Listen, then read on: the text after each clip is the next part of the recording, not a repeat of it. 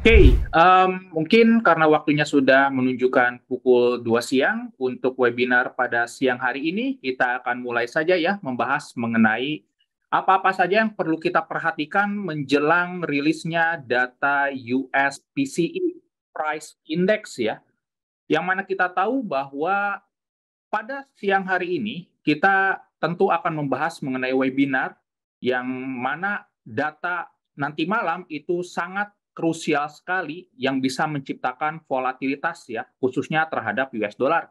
Nah, bagi rekan-rekan yang melakukan trading di USD pair, baik itu di gold ataupun di euro USD ataupun pair USD lainnya, waspadai terhadap volatilitas yang pick up karena data yang sangat diperhatikan oleh pasar pada saat ini itu berkaitan dengan data PCE yang mana memberikan kontribusi terhadap inflasi.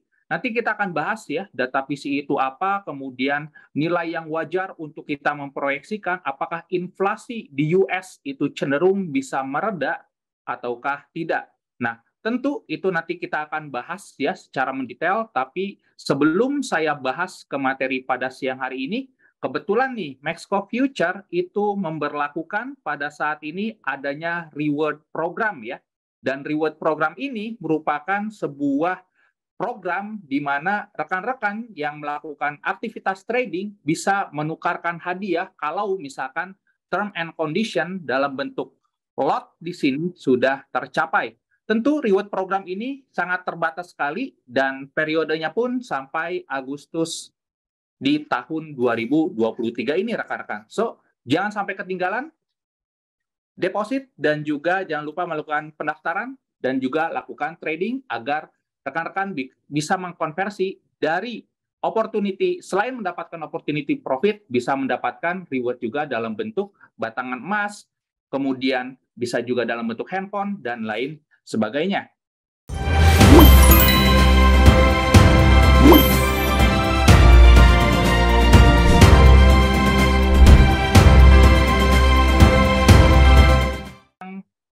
Pada siang hari ini, untuk webinar kita mulai saja. Saya akan share screen terlebih dahulu ya terhadap adanya kemungkinan volatilitas yang pick up ya pada siang hari ini menjelang rilis data PCE Price Index yang mana kita tahu bahwa US PCE Price Index merupakan indikator fundamental yang sedang diperhatikan oleh Federal Reserve pada saat ini, yang mana data ini merupakan data yang memberikan kontribusi terhadap inflasi, which is kita tahu bahwa pada saat ini inflasi sangat diperhatikan oleh tidak hanya Federal Reserve, tapi juga kita sebagai seorang trader dan juga para institusi di luar sana juga memperhatikan data ini. Tentu data di atas dari 0,3% ini bisa menciptakan sebuah sentimen yang bullish terhadap US dollar. Kenapa?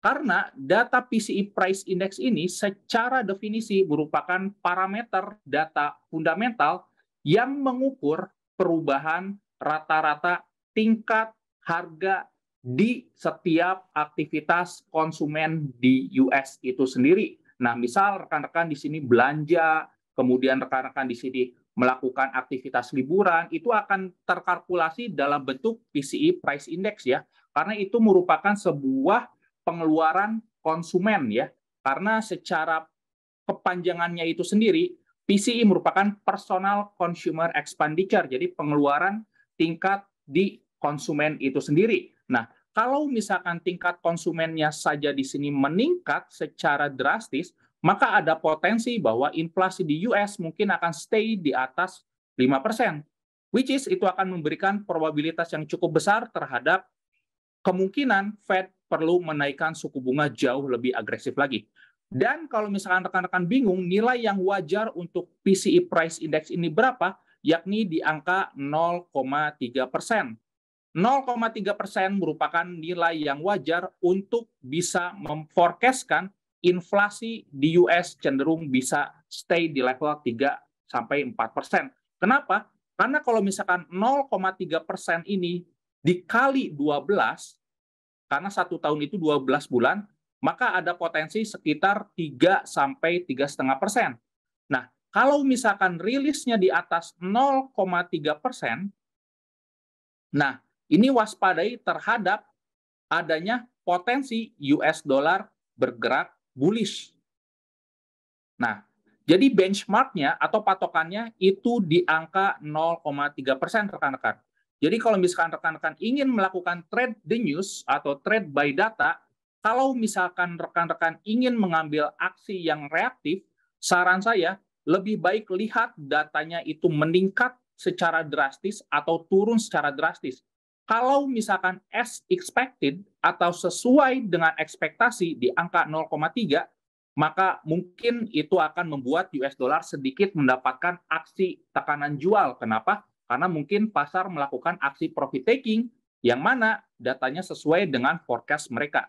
Jadi kalau misalkan saya simpulkan, ada potensi US dollar itu bergerak bullish kalau datanya di atas 0,3% yang ini. Kalau misalkan datanya sama dengan 0,3% atau bahkan lebih kecil di bawah 0,3%, maka ada potensi US dollar di sini bergerak bearish. Nah, jadi ini perlu rekan-rekan catat ya, kalau misalkan rekan-rekan ingin melakukan trade the news by data PCE. Oke, mungkin sudah cukup jelas ya data PCE kita bedah. Kemudian tidak hanya data PCE saja yang akan rilis di jam 7:30 malam nanti, tapi juga ada data yang berkaitan dengan personal income dan juga personal spending. Which is kedua data ini pun sama, data yang memberikan kontribusi terhadap inflasi juga. Kalau misalkan ada tanda-tanda di sini peningkatan atau penurunan, ini bisa diartikan sebagai sebuah sentimen yang bisa membuat pasar volatile. Sederhananya, kalau misalkan data personal income dan spending ini meningkat, US dollar cenderung bergerak bullish, dan kalau misalkan di bawah dari ekspektasi pasar atau menurun dari sebelumnya, maka ada potensi US dollar bergerak bearish.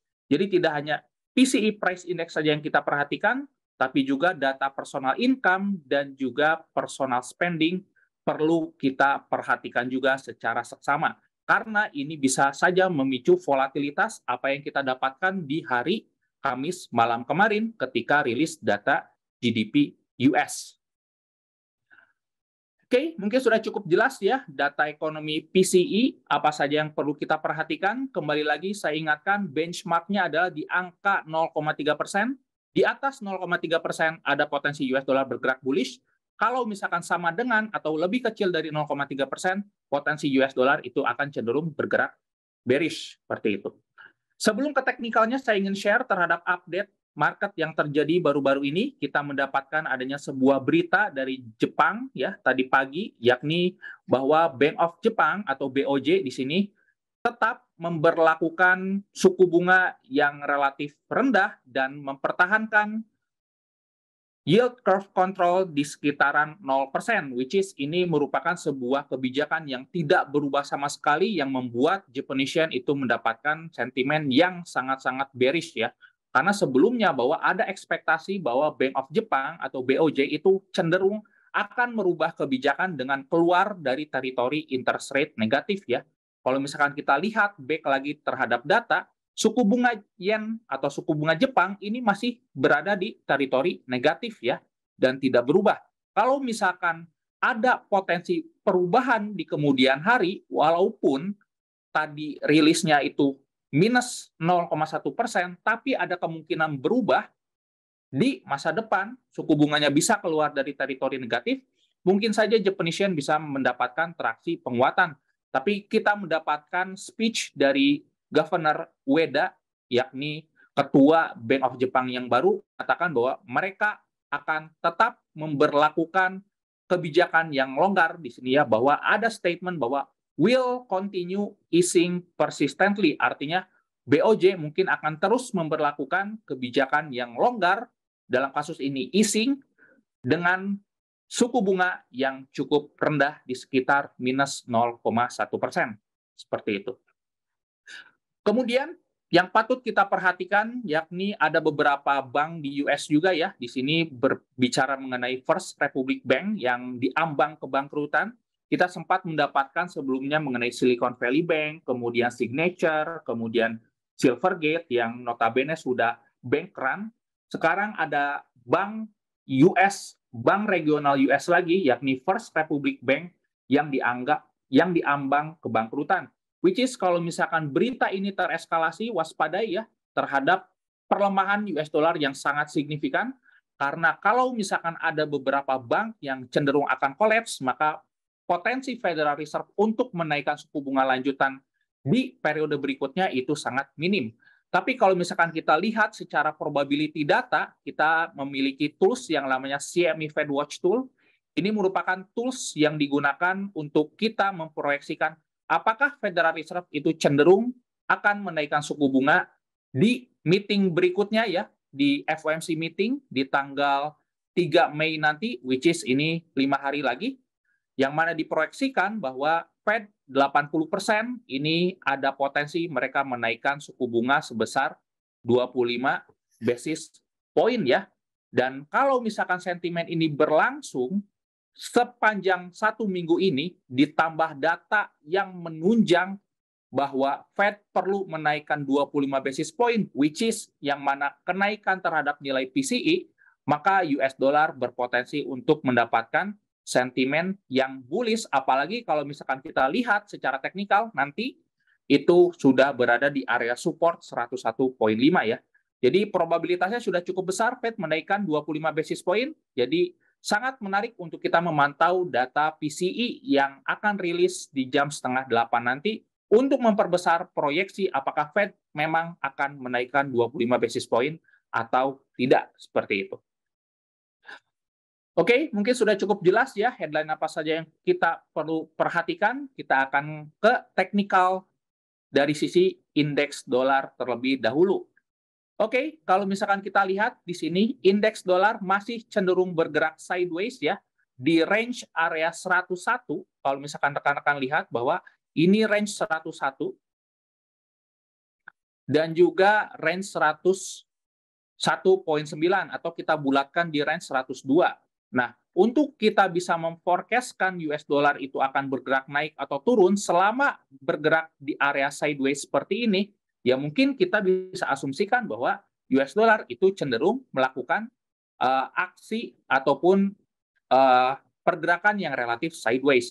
Nah, tentu ini ada potensi kalau misalkan US dollar itu mendapatkan traksi yang bullish karena data PCE yang meningkat, ada potensi bisa break dari level 102 di sini, kemudian bisa mengincar level selanjutnya di area 103 ya, which is ini merupakan area supply yang ada di area ini yang mendorong harga cukup jauh ya. Next target, kalau misalkan PCE-nya menunjukkan adanya improvement, maka US dollar bisa mendapatkan traksi penguatan ke level 103. Tapi kalau misalkan datanya itu sesuai ekspektasi ataupun di bawah dari nilai 0,3, maka bukan tidak mungkin US dollar itu cenderung mendapatkan sentimen yang relatif bearish, at least bisa menguji kembali ke level 101 ya, di level area ini. Tentu kalau misalkan kita kembali ke area teknikal, di sini ada area 101.5 ya, yang mana ini merupakan support juga. Kalau misalkan kita jadikan support ini sebagai acuan, ada potensi US dollar dalam jangka waktu dekat ini sampai rilis data PCE mungkin akan cenderung menguji level 101.9 atau 102. Dan ini pun akan terspillover ke aset-aset yang dipasangkan dengan US dollar tentunya. Kita akan bahas XAU USD terlebih dahulu ya. Kalau misalkan kita lihat XAU USD di beberapa hari ke belakang, range-nya cenderung sideways ya, di sekitar 1980 sampai 2010. Dan bagi rekan-rekan yang sudah familiar untuk melakukan aktivitas trading di range yang sideways, buy low dan juga sell high. Dan kalau misalkan kita lihat secara seksama, ini merupakan ada sebuah area trendline ya, yang harga beberapa kali respect di area 1980 seperti ini.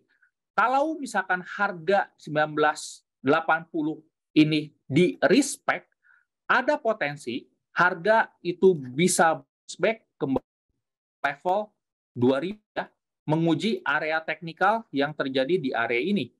Akan tetapi, kalau misalkan terjadi sebuah aksi sell off yang diakibatkan mungkin datanya menunjukkan adanya improvement, mungkin next target bisa revisit ke level 1970 ya, area yang saya tandai di area ini, area merah ini. Tentu ini kembali lagi masih cenderung data dependent, dan bagi rekan-rekan yang ingin melakukan trading sebelum news itu rilis, saran saya tentukan dulu rekan-rekan ingin menjadi seorang buyer atau ingin menjadi seorang seller.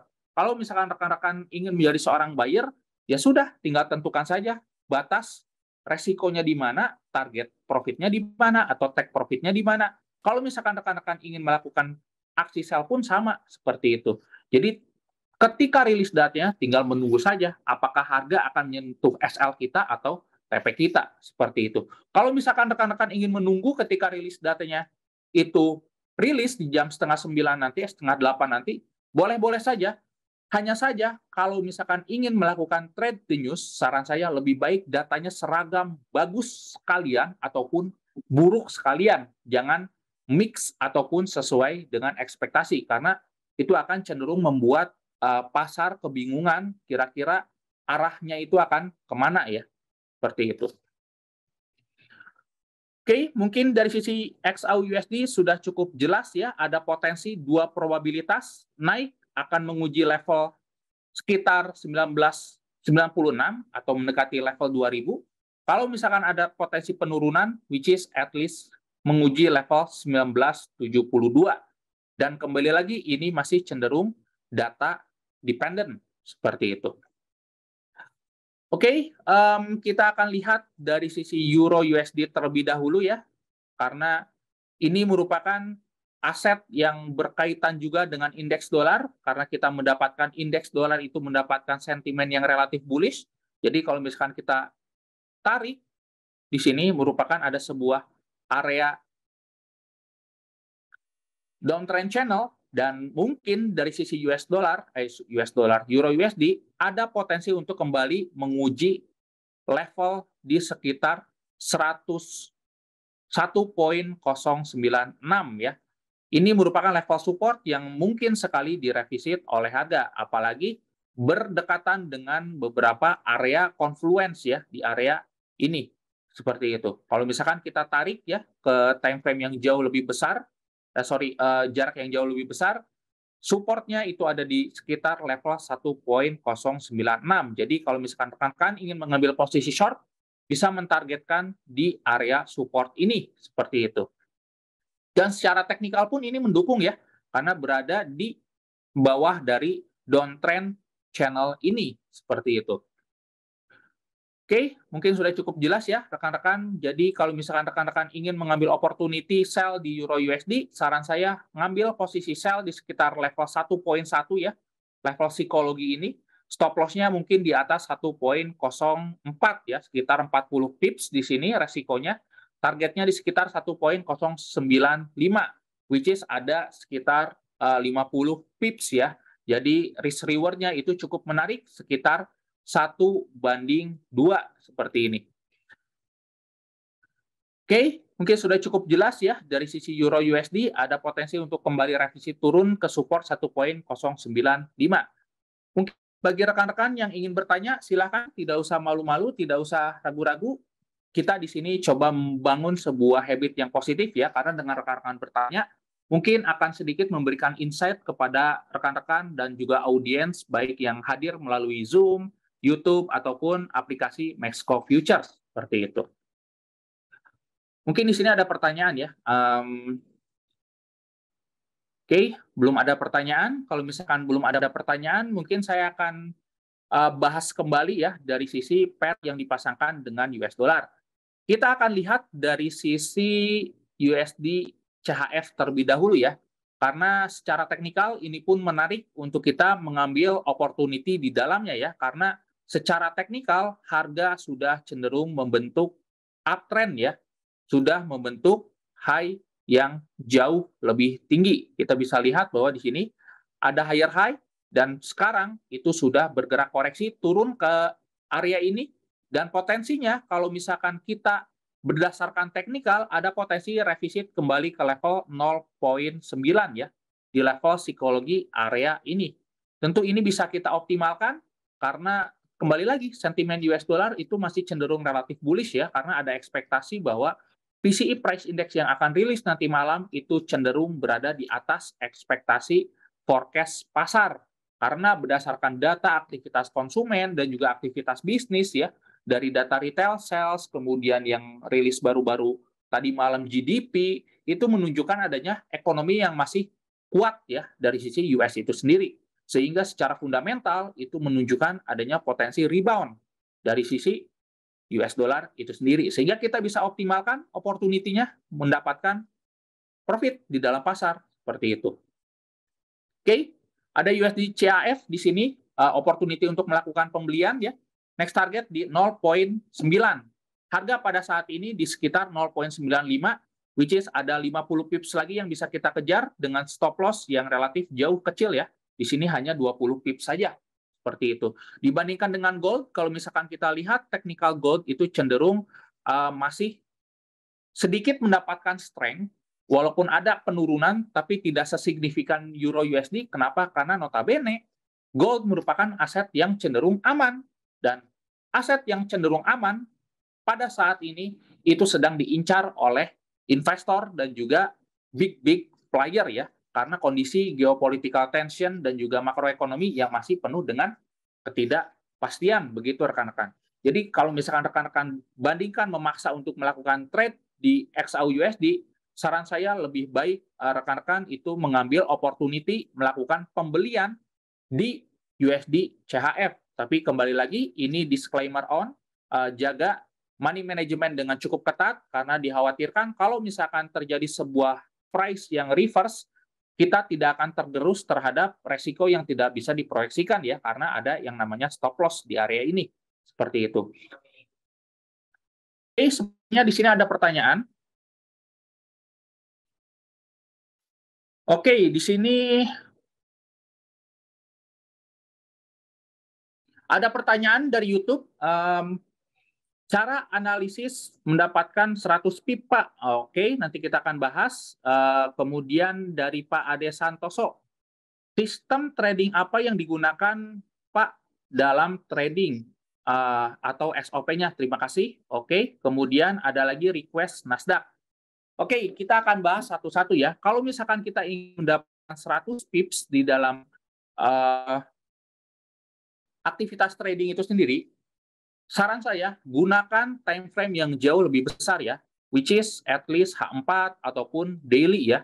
Kalau misalkan kita zoom out lagi ke time frame yang jauh lebih besar di pair USD CHF, kalau misalkan kita bedah secara teknikal, kalau misalkan harga ini terekstensi naik berdasarkan pattern yang cukup sederhana ya, mungkin rekan-rekan sudah familiar dengan pattern yang namanya ABCD. Kalau misalkan kita tarik dari low ke high di sini, kita tarik low ke high-nya, kemudian saya copy paste, copy paste di sini, katakanlah koreksinya terhenti di area ini ya. Kalau misalkan kita pasang risk reward di sini, ya kurang lebih sudah hampir 100 pips ya di sini. Kita bisa lihat bahwa di sini targetnya itu kurang lebih 100 pips ya di sini. Nah, jadi kalau misalkan rekan-rekan ingin mendapatkan ratusan pips di dalam pasar, di dalam trading, saran saya gunakan time frame yang jauh lebih besar, minimal itu H4 ya. Kenapa? Karena secara technical price chart itu pertama harganya jauh lebih rapi, dan kedua strukturnya jauh lebih mudah untuk kita memproyeksikan kira-kira harga ini akan menyentuh area supply demand di area mana, seperti itu. Oke, kalau misalkan kita lihat target di sekitar level 0,905 ini secara tidak langsung dekat dengan area ini, drop base drop, yang mana ini merupakan area supply, seperti itu. Oke, Ini tips ya, mendapatkan ratusan tips dari trading forex tentunya, yang mana agak jarang ya rekan-rekan yang di sini ataupun rekan-rekan yang saya kenal juga holding sampai ratusan pips itu sangat-sangat jarang ya. Kecuali saya kenal namanya Pak Adityan Mulia, beliau merupakan direktur dari TradingView Indonesia yang holding posisi trading di forex itu sampai ribuan pips. Kalau misalkan rekan-rekan lihat di Facebooknya, itu ada histori beliau melakukan aktivitas trading transaksi itu hampir ribuan pips ya.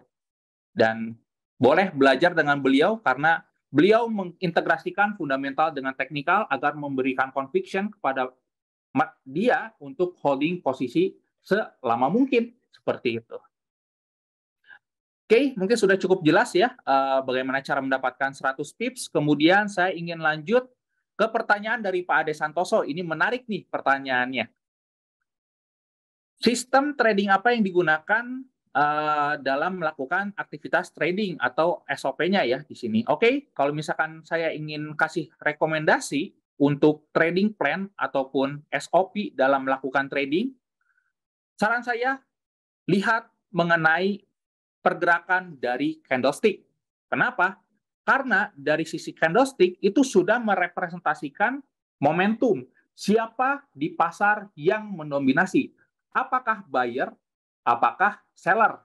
Seperti itu. Oke, kita ambil contoh dari sisi USD CHF ya. Kita ambil contoh dari sisi USD CHF, katakanlah di sini kita mendapatkan candle yang relatif bullish ya, dan membentuk seperti pin bar di sini ya. Kalau misalkan rekan-rekan belum tahu pin bar candlestick itu apa, jadi bentukan candlestick yang seperti palu ya di sini, shadow-nya panjang, bodinya kecil, ataupun bisa juga bodinya cukup besar ya, bisa juga seperti itu. Ini menunjukkan adanya sebuah pressure dari sebelumnya ada tekanan jual, harga berbalik karena ada satu sisi yang masuk, entah itu buyer, entah itu seller. Dan pin bar atau formasi candlestick seperti ini bisa kita gunakan untuk mendevelop sebuah trading plan atau sistem trading atau SOP dalam entry. Kalau misalkan tidak ada candle bentukan seperti ini, ya sudah, jangan entry di dalam pasar. Kenapa? Karena itu bukan bagian dari SOP kita. Sebagai contoh, USD CHF yang ada di sini. Oke? Ataupun yang ada di sini. Kita melihat adanya sebuah candle pin bar lagi di sini ya. Selama candle ini belum muncul, ya sudah, kita jangan melakukan aktivitas trading. Kenapa? Karena harganya itu akan cenderung membingungkan pada kita. Dan kalau misalkan kita lihat beberapa kali di sini mendapatkan candle yang relatif reject, reject, dan juga reject ya. Di sini pun ada pin bar, shoot naik ke area ini, kemudian naik ke area supply yang ada di area ini, mendekati area supply, sini. Dan ketika di area ini pun harga tertahan ya, dan membentuk pin bar kembali, dan harga bergerak turun. Kemudian di sini ada pin bar lagi, harga bergerak turun, kalau misalkan rekan-rekan lihat di sini. Nah, jadi rekan-rekan bisa mendevelop sebuah trading plan itu berdasarkan candlestick pattern, atau kalau misalkan rekan-rekan mendengar yang namanya neck trading, atau trading dengan tanpa indikator, itu merupakan trading dengan candlestick pattern. Jadi, bisa mendevelop sebuah sistem trading berdasarkan candlestick pattern, entah itu pin bar, ataupun di sini engulfing. Rekan-rekan bisa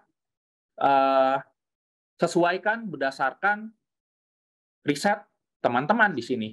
Ataupun yang menggunakan 3 candlestick ya, seperti Morningstar candlestick. Ini pun bisa digunakan sebagai acuan sistem trading ya. Karena ini cukup mudah menggunakan candlestick dan sudah merepresentasikan momentum, apakah buyer yang mendominasi, apakah seller yang mendominasi. Apakah seller sudah kalah, apakah buyer sudah kalah, itu sudah terrefleksikan di candlestick pattern seperti itu. Mungkin sudah cukup jelas ya, Pak Ade, pertanyaannya sangat bagus. Kemudian di sini ada ada request dari YouTube juga ya. Di sini Nasdaq requestnya. Oke, kita akan bahas ya dari sisi Nasdaq.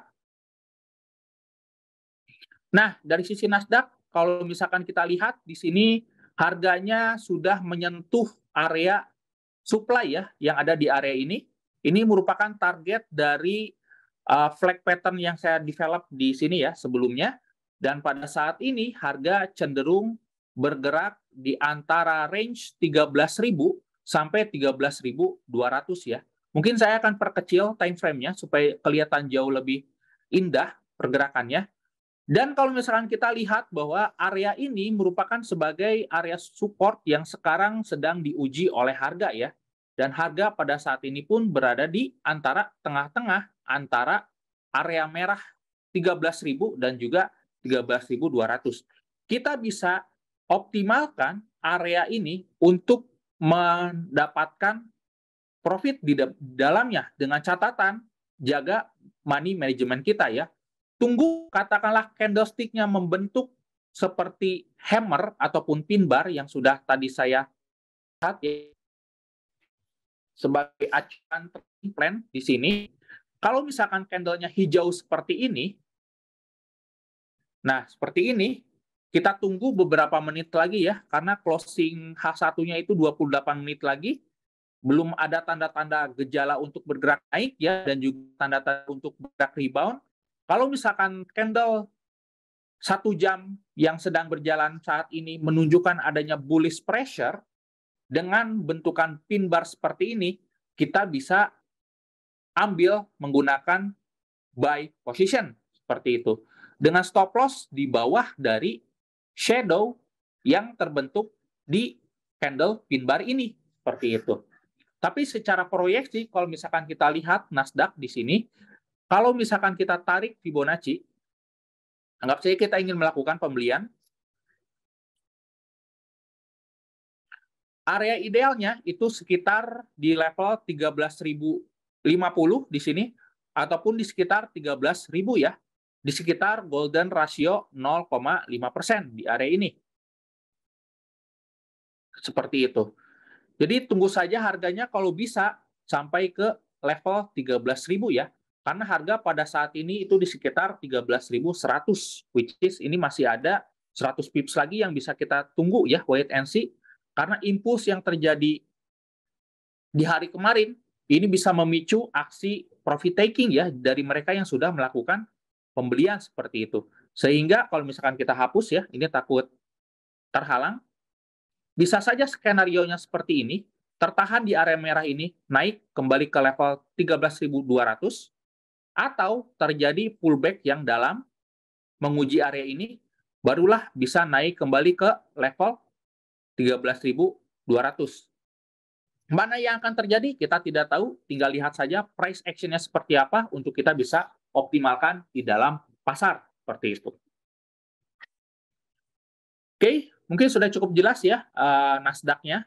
Secara proyeksi masih naik ya, karena penurunan di sini masih sifatnya bersifat koreksi semata, seperti itu. Oke, sudah cukup jelas ya Pak Ade. Terima kasih pertanyaannya. Ini mewakili rekan-rekan yang pemula ataupun yang baru terjun di dunia trading ya. Karena notabene sistem trading ini merupakan sebuah tools yang bisa membuat trader itu yang bersangkutan bisa menghindari yang namanya overtrade dan juga overload. Kenapa bisa menghindari overtrade dan juga overload? Karena dengan kita memiliki sistem trading, entry-nya pun kita filter kan gitu. Selama tidak ada formasi yang kita inginkan, ya sudah kita wait and see saja di dalam pasar sampai setup formasi ini muncul seperti itu. Jadi cukup bisa kita adopsi menggunakan candlestick pattern untuk mendevelop yang namanya trading plan seperti itu. Oke, mungkin sudah cukup jelas ya apa yang ingin saya share pada siang hari ini ya. Tidak hanya bahas mengenai apa saja yang nanti kita perlu waspadai di jam 7:30 nanti berkaitan dengan US Core PCE, tapi juga kita di sini bahas mengenai dasar basic trading knowledge ya, yakni bagaimana mendevelop sebuah trading plan ataupun SOP dalam trading yang simple ya, yakni berdasarkan candlestick pattern yang sederhana saja seperti pin bar, rejection ya. Dan perlu saya informasikan juga kalau misalkan rekan-rekan ingin mengambil opportunity trading menggunakan candlestick pattern atau candlestick formation, gunakan time frame di atas H1 ya. Karena semakin besar time frame, semakin besar juga probabilitasnya. Karena kalau misalkan semakin kecil, itu akan banyak sekali noise dan juga formasi yang invalid. Seperti itu. Betul, trend is your friend. Gimana pendapatnya dan menyikapinya? Apakah harus satu time frame saja atau beberapa time frame? Oke, ini pertanyaan bagus. Mungkin saya akan minum dulu, Pak.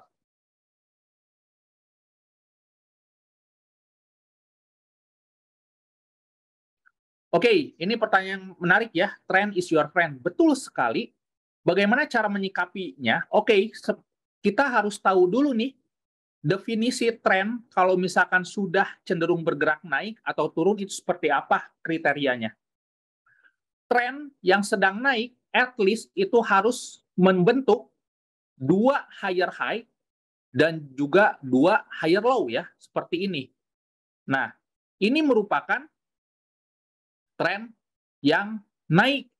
Jadi harus memiliki 2 higher high dulu seperti ini dan juga 2 higher low.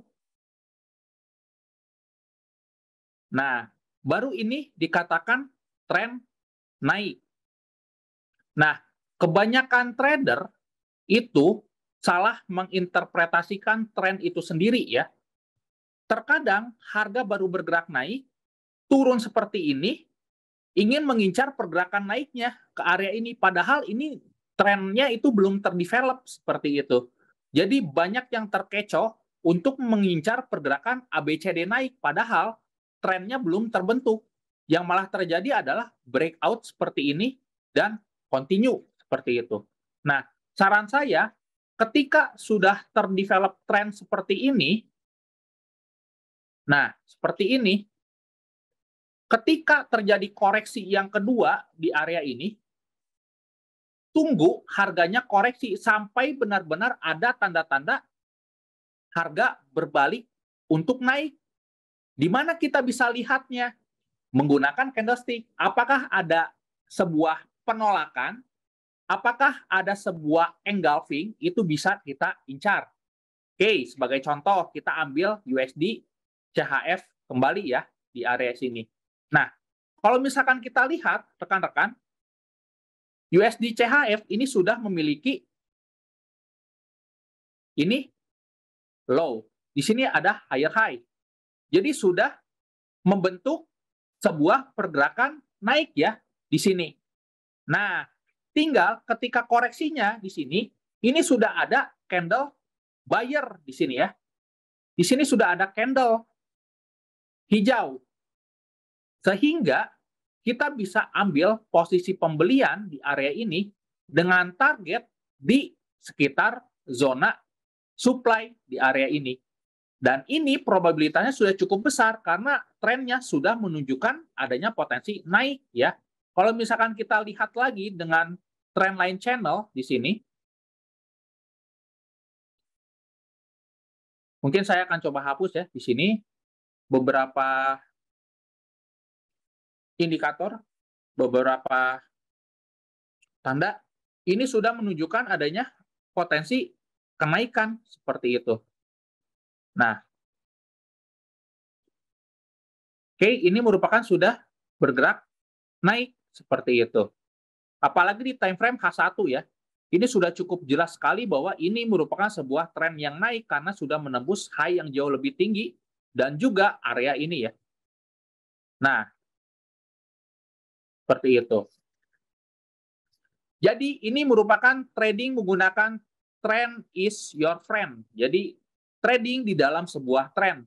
Dan untuk kita mengidentifikasikan tren, at least kalau misalkan uptrend, ada high yang jauh lebih tinggi 2 kali, barulah kita bisa mengidentifikasikan ini merupakan uptrend.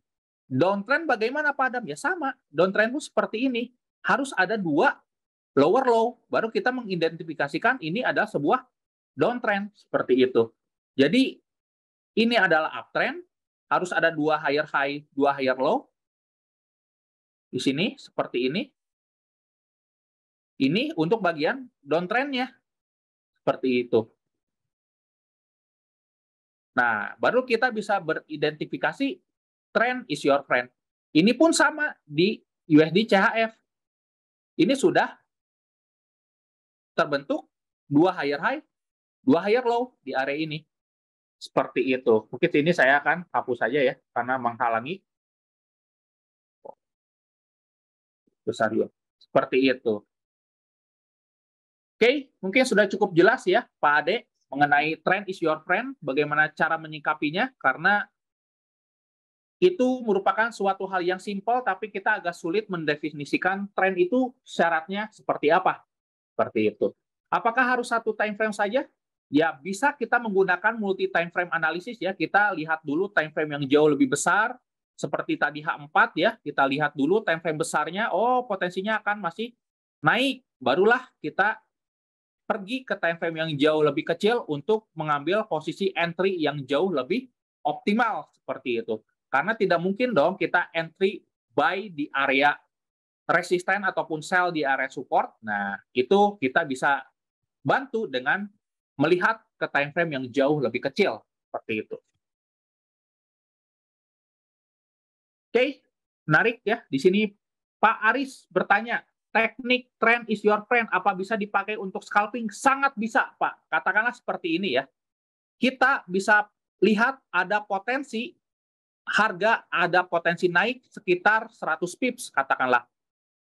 Atau di sini sekitar 72 pips ya. Di sini kita bisa lihat ada potensi 72 pips. Oke. Harga ada potensi naik 72 pips. Nah, scalpingnya pun kita ngambil posisi buy setiap misalkan 5 atau 10 pips, bungkus dulu profitnya, kemudian ambil buy lagi.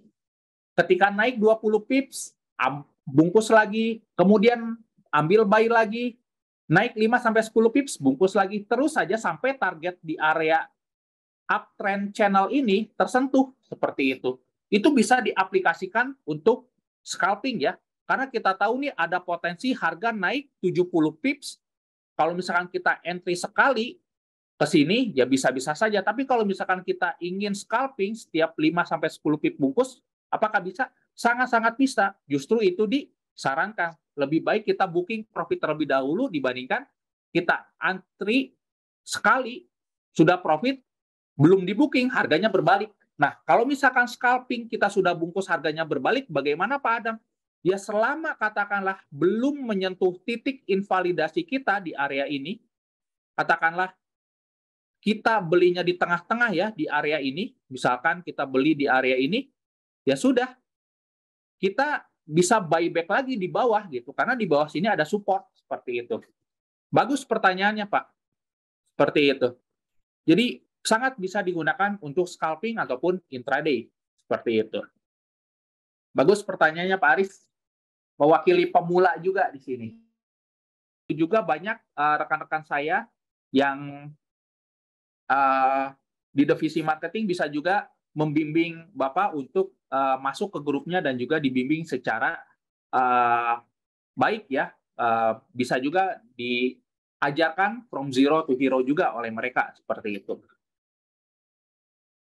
Oke, sudah cukup jelas mungkin ya untuk webinar pada siang hari ini. Saya lihat di YouTube tidak ada pertanyaan lagi, di aplikasi pun tidak ada. Kalau misalkan tidak ada pertanyaan, terima kasih untuk kehadiran pada webinar siang hari ini. Terima kasih. Kembali lagi saya ingatkan, waspadai pergerakan yang mungkin volatilitas akan pick up di jam 7:30 nanti. Jadi, gunakan stop loss dan juga persiapkan apapun yang terjadi ya. Baik itu potensi US dollar naik ataupun turun, itu tidak ada yang tahu. Yang penting kalau misalkan kita sudah memiliki based on data, kita bisa memforecastkan US dollar ini akan naik atau turun sudah tidak kaget lagi seperti itu. Oke, terima kasih perhatiannya. Selamat siang, selamat beraktivitas kembali. Happy trading, safe trading. Assalamualaikum warahmatullahi wabarakatuh.